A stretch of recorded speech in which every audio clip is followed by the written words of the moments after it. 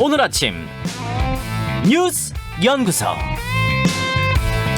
오늘 아침 뉴스의 맥을 짚어드리는 시간 뉴스연구소. 오늘도 두 분의 연구위원 나오셨어요. CBS 박초롱 기자, 뉴스톱 김준일 대표, 어서 오십시오. 안녕하세요. 예, 오늘 주목할 뉴스 첫 번째는 뭔가요? 네, 민주당 경선 연기론 오늘 결판 이렇게 뽑아봤습니다. 네. 경선 일정을 둘러싸고 더불어민주당 내에서 갈등이 계속 이어지고 있는 가운데 원래대로 9월에 경선이 치러질지 미뤄질지 그 운명이 오늘 최종 결정됩니다. 네. 오늘 민주당 최고위원회는 경선 연기 여부에 대해서 최종 결정을 내릴 예정인데요.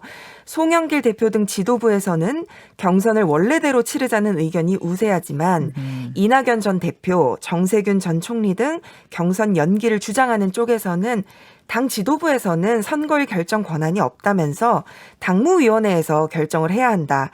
이렇게 얘기를 하고 있는 상황이죠. 그 얘기는 오늘 최고위에서 어떤 결정이 나도 최종 의결권은 당무위에 있다, 이런 주장이군요. 네, 추가로 이제 당무위 소집 요구를 할 가능성이 좀 높은 것으로 점쳐지고 있는데요. 이렇게 소모전이 좀 계속되고 있으니까 기존 일정보다 한 달가량 좀 미룬 절충안까지도 제시가 되고 있는데 그렇죠. 이재명 경기지사 쪽에서는 원칙을 지켜라, 원칙을 뒤집을 수는 없다면서 수용할 수 없다는 입장으로 팽팽하게 맞붙고 있습니다. 네.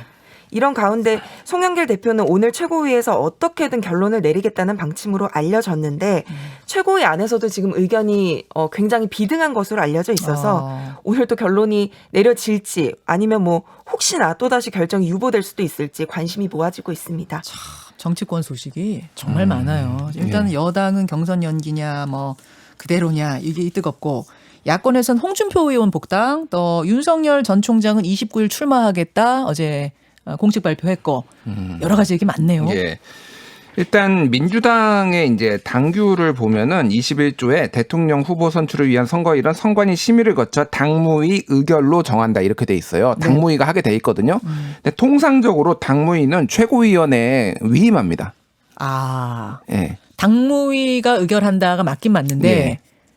통상적으로는 그래 왔다. 뭐 이게 큰 이슈가 아니면은 그런 거는 최고위원회에서 뭐 소집하는 것 자체가 엄청 일이잖아요, 이게. 그렇죠. 78명이거든요, 인적 예. 구성이. 예. 그러니까 다 모으는 것도 일이에요. 그러니까 그냥 이런 거는 최고위원회에서 알아서 해라. 그렇지만 규정상으로는 당무위원회에서 하는 거 아니냐. 이게 무슨 얘기냐. 당무위원회를 지금 경선 연기파들이 하겠다라는 거는 송영길 대표 사실상 불신임이나 마찬가지입니다. 그래서 못 어제 믿겠다. 송 대표가 그러려면은 대표를 뭐하러 뽑았습니까? 어제 그렇게 하면서 굉장히 좀 언짢아했다고 하더라고요. 그렇죠. 그러니까 그거가 이제 그 불편한 심기가 나온 거고, 지금 아까 전에 뭐 얘기했지만은 강병원, 김영배, 전해숙 이 세 명은 경선 연기, 그리고 네. 김용민, 백혜련, 이동학은 뭐 현행 일정을 주장하고 있다라고 알려져 있어요. 최고위원 가운데. 예, 최고위원 가운데 알려져 있는데 지금 그러면 이제 원내대표 윤호중 원내대표하고 송영길 대표 의중이 어떻게 될 것이냐가 중요한데, 지금 전체적으로 여론을 보면은 리얼미터가 지난 19일, 20일에 이제 조사를 했는데 51.2%가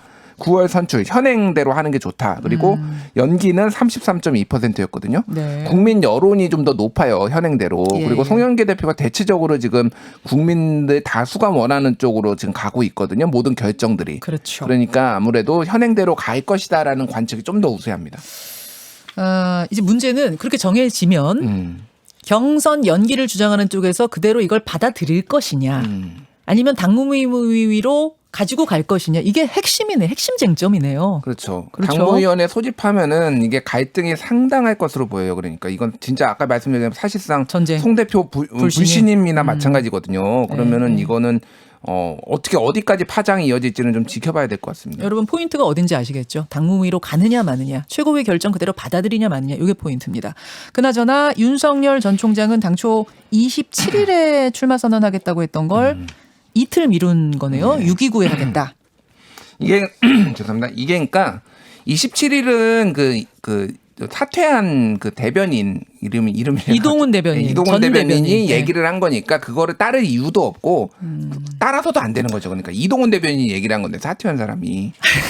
그래서 바꾼 거는 제가 아니겠지만. 여러 얘기를 들었는데 일요일 날 하는 게 월요일자에 상당히 이제 주목을 받잖아요. 원래 아침 조간에. 그렇죠. 그렇기 때문에 하는 건데 프레스 프렌들리로 가겠다라는 캠프의 방침이 있더라고요. 일요일 날 하면은 기자들이 스트레스 많이 받습니다. 출근해야 돼서. 그래서 그런 것까지 고려를 했다. 아, 진짜요? 예, 평일에 하는 걸로 그렇게 있는 건데 핵심은 7월 2일에 장모 의료법 위반 선고 이후냐 이전이냐가 약간 네. 쟁점이었어요. 네네. 근데 만약에 7월 2일에 만약에 장모에게 만약에 뭐 유죄라도 난다라고 하면 그 이후에 또 그거 하는 것도 더 논란이에요. 그래서 사실은 네. 한 반 정도의 평론가들은 7월 2일 결과를 보고할 거다라고 했는데 지금 미뤄졌지만 7월 2일 이전으로 잡은 건 재판과 나는 무관하게 간다. 그렇죠. 장모는 장모고 나는 나다라는 이런 어떤 상징적인 의미도 있는 거 아니에요? 그렇죠. 그러니까 그렇죠? 만약에 뭐 유죄가 난다고 해서 그러면 출마 안 할 겁니까? 예. 그러니까 이거 더 논란만 커지니까 원칙대로 간다라는 게 지금 이제 뭐 이번에 보여준 거고 그날 이제 홍준표 의원도 뭐 8,100명이 참여한 인덱스 보고회 발표회를 여니까 맞불이에요. 그날 29일 잠깐만요. 날. 그게 좀 헷갈리더라고요. 그러니까 홍준표 의원 오늘 2부에 출연을 하는데요. 홍준표 의원이 윤석열 전 총장 출마하는 그날 뭔가 보고서를 발표한다. 한 8,000명 여론조사한 보고서. 여론조사 보고서를 발표하는데 이게 대선 출마니까 같은 날 일부러 잡은 거 아니냐 이런 얘기가 나와요. 그러니까 그러니까 윤 잡는 건 홍이다 이런 이미지를 주기 위해서 같은 날 잡은 것 같아요. 제가 잠시 후에 질문해 볼게요. 그 보고서에는 무슨 내용 담겼는지. 자, 박주롱 기자. 네, 뭐 민주당 경선 일정 뭐 딱 비교할 수는 없지만 사실 얼마 전 있었던 국민의힘 당 지도부 경선이랑 자연스럽게 좀 비교가 된다는 얘기가 많아요. 근데 국민의힘 그 경선에서는 이준석 돌풍이라든지 새로운 콘텐츠를 통한 어떤 흥행이 많이 됐었잖아요. 네. 근데 지금 이 민주당에서는 양측의 입장이 지금 엄청나게 첨예하게 대립하는 가운데 어떤 결론이 나도 내용이 계속될 것으로 보이는데 과연 이게 내년 대선을 앞둔 국민들 눈에 어떻게 보일지 좀 씁쓸한 생각이 좀 듭니다. 송영길 대표가 밤잠을 이분이 못 잤을 것 같은데요. 그야말로 솔로몬의 지혜가 필요한 딜레마의 상황. 그렇습니다. 그렇죠? 네. 두 번째 뉴스 갑니다. 네, 변이 바이러스 부스터샷으로 돌파할까? 지금 정부가 코로나 변이 바이러스에 대응하기 위해서 3차 접종, 이걸 부스터샷이라고 하는데요. 이걸 검토하고 있다고 어제 밝혔습니다. 네. 부스터샷이 뭐냐면 그 백신의 면역 효과를 높이거나 면역력이 유지되는 기간을 좀 오래도록 연장하기 위해서 1, 2차 접종 후에 추가로 맞는 주사를 얘기를 하는 거예요. 그러니까 예를 들면 아스트라제네카나 화이자 백신 같은 경우에 1, 2차 접종을 한 다음에 네. 또 한 번 맞는 거죠. 3차를. 예, 그래서 이제 부스터 접종 이거를 우리 당국이 이제 고려를 하겠다는 것인데 지금 그 델타 변이 바이러스 확산이 상당히 좀 문제가 되고 있잖아요. 네. 이 영국이 지난달 세계에서 처음으로 부스터샷의 효과를 조사하기 위해서 임상시험에 돌입하겠다 이렇게 밝혔거든요. 네. 그래서 부스터샷 접종 가능성이 전 세계적으로 좀 고려가 되고 있고 그리고 어제 지금 기준으로 국내에서 확인된 델타 변이 확진자가 한 190명 정도 된다고 우리나라에 하는데 델타 네. 변이? 네, 아직 뭐 많이 퍼진 상태는 아니라고 하지만 그래도 우리나라에서도 발견이 되고 있기 때문에 이 상황에서 좀 우려가 많이 나오고 있는 상황이죠. 그렇지만은 지금 이제 사회적 거리두기 개편안 그리고 해외 접종자 격리 면제 정책 네. 이런 것들은 뭐 현행 계획대로 추진을 한다는 방침이긴 합니다. 알파 변이 나왔고요. 델타 변이 나왔고요. 델타 변이 플러스까지 지금 나온 상황 아니겠습니까? 델타 변이 플러스는 우리나라에서는 아직 뭐 발견 안 됐습니다만 지금 델타 변이 플러스까지 나왔어요. 이런 이 변이가 계속되는 상황이 부스터샷으로 막아질 것이냐 이게 관건이네요. 일단 근데 이게 시차가 있어요. 무슨 얘기냐면은 부스터샷을 어느 2차까지 맞은 다음에 어느 정도 기한을 두고 맞을 것이냐. 이거는 한마디로 얘기하면은 이 코로나 백신이 얼마나 유지되는 것인가. 네. 이 효과가 이거에 달려 있거든요. 아하. 그러니까 2차까지 맞으면은 지금 델타 변이도 어느 정도 막는다라는 거잖아요. 그렇죠. 그러니까 그게 효과가 떨어지면은 이제 감염이 많이 되니까 부스터샷을 한다라는 건데 미국에서도 검토를 했는데 예전에 그러니까 한참 전에. 근데 그 이제 델타 변이랑 상관없이 네, 검토를 했는데 일단은 지금 현재로서는 반년에서 1년 정도 가까이 간다라는 게 지금 현재 얘기거든요. 한 번 맞으면 예, 그러니까 2차까지 접종을 2차까지 하면 완료하면 그러니까 부스터샷을 맞더라도 최소 6개월 뒤에 2차 맞은 다음에 6개월 뒤니까 당장 델타 변이에 이거를 막는 대책은 아니라는 거예요. 그러니까 시차를 두고 본다라는 거예요. 그리고 부스터샷이라는 게 뭐 성분이 달라지고 그런 게 아니잖아요. 아니에요. 그냥 같은 약을 또 맞는 거잖아요. 같은 거를 또 맞는 건데 지금 정은경 본부장이 어제 청장이 네.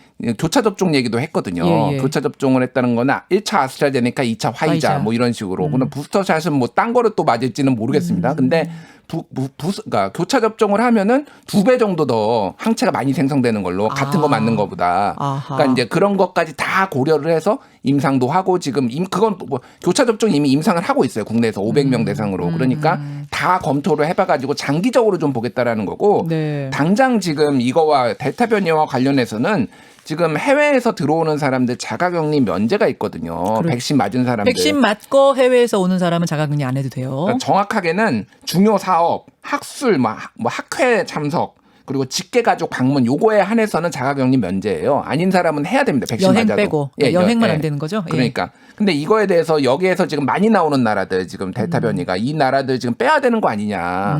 자가격리 면제 대상에서. 그런데 지금 일단은 원칙대로 간다라는 게 지금 그 방역 당국의 방침입니다. 제가 이제 궁금한 거는 도대체 이 변이라는 게 정확히 뭐 바이러스가 어떤 식으로 변이된다는 건가? 그럼 기존의 그 백신 가지고서는 얼마나 커버가 되는 건가? 이게 근본적으로 궁금해가지고요. 그리고 델타 플러스 다음에 또 계속 변이 나오면 어떻게 되는 건가? 그래서 오늘 2부에 아예 전문가 초대했습니다. 여러분 아주 A부터 Z까지 궁금한 것들 풀어드릴게요. 자, 다음 주제 가죠, 박철웅 기자. 네, 민주당 양향자 의원 성폭력 늑장 조치 논란. 네. 이렇게 뽑아봤는데요. 더불어민주당 양향자 의원의 광주 서구 지역 사무실에서 성폭력 파문이 불거져서 논란입니다. 어떻게 된 거예요? 지금 지난 14일에 양향자 의원의 광주 지역, 그러니까 지역 사무실 보좌관들 사이에 네. 성폭력 의혹이 있었다. 이런 사실이 당에 알려졌는데 이 가해자로 지목된 사람이 양 의원의 친척이자 회계 책임자 A 씨. 그러니까 사무실 회계 책임자가 친척이었던 거예요. 네, 양향자 의원의 친척이었는데 이 사람이 그 같은 사무실에 있었던 여직원에게 상습적으로 성폭력을 가했다는 겁니다. 뭐 한 1년 정도 뭐 그런 피해가 이제 이어졌다고 하는데 네. 예, 근데 이런 논란이 불거지니까 양향자 의원이 그 불거진 직후에 가해 의혹이 제기된 3명을 일단 직무에서 배제했다. 네. 그리고 뭐 성폭행은 아닌 것으로 알고 있다. 이런 식으로 해명을 했거든요. 그러니까 어떻게 생각하면 약간 좀 앞뒤가 안 맞는 거죠. 직무 배제를 했는데 성폭행은 아닌 것으로 알고 있다. 해명이 오히려 논란을 키웠군요. 네. 그래서 이 해명이 오히려 논란이 되면서 민주당 광주시당이 이런 양향자 의원의 대응이 피해자에 대한 2차 가해가 될 수 있다고 하면서 자제를 당부하는 경고장을 보냈고요. 네. 또 가해자가 양 의원의 지금 친척이잖아요. 네. 그래서 양 의원에게도 어느 정도 이제 관련성이 있다라고 보고 피해자 접촉 금지령을 내렸습니다. 이렇게 사태가 커지니까 양 의원이 뒤늦게 그 사건을 당에 알린 지 열흘 만인 어제 경찰에 수사를 의뢰했고 또 사과의 말도 전했습니다. 파장이 뭐 얼마나 갈까요? 어느 정도 영향을 줄까요? 일단 양 의원이 본인이 고발을 했어요. 이거 조사를 해달라고. 그러니까 이게 파장이 커질 것을 이제 차단하기 위해 했다라는 거죠. 왜냐하면 미온적으로 대처를 했고 성폭력은 아닌 것으로 본다라고 했는데 지금 광주시당에서는 2차 가해가 될 수 있다라고 경고장까지 날린 거고 네네. 이거는 그 전에 있었던 이제 오거돈, 박원순 뭐 이런 그러니까 시장들의 성비위 문제에 있어서 당이 미온적으로 대처를 하면서 지지도나 어떤 신뢰도에 큰 타격을 입었거든요. 네. 거기까지 이제 번지지 않게 하겠다라는 거고 지난 14일부터 이미 그 윤호중 원내대표가 보고를 받고 이미 당 차원에서 조사를 했거든요. 네. 그래서 이제 이거에 대해서 피해자와 가해자 격리 등의 조치가 이뤄졌다라고 합니다. 알겠습니다. 그 성폭력이라고 하면은 굉장히 넓은 의미거든요. 그렇죠. 성희롱, 성추행, 성폭행까지 합쳐 성폭력인 거고 성폭행을 당했다는 건 좀 다른 얘기인데 지금 피해자 쪽에서는 성폭행을 당해왔다는 거고 그렇죠? 예. 양향자 의원 쪽에서는 성폭행까지는 아닌 것으로 안다. 이렇게 지금 얘기가 달라지고 있는 거고. 그러자 이제 2차 가해 하지 말아라. 이런 얘기가 나왔다는 거 정리를 좀 하면서 두 분 수고하셨습니다. 감사합니다. 김현정의 뉴스쇼는 청취자 여러분의 참여로 이루어집니다. 트위터, 페이스북, 레인보우 게시판, 그리고 단문 50원, 장문 100원의 유료 문자 샵 1212, 우물정 1212 통해 참여하실 수 있습니다. 김현정의 뉴스쇼, 여러분과 함께 만듭니다.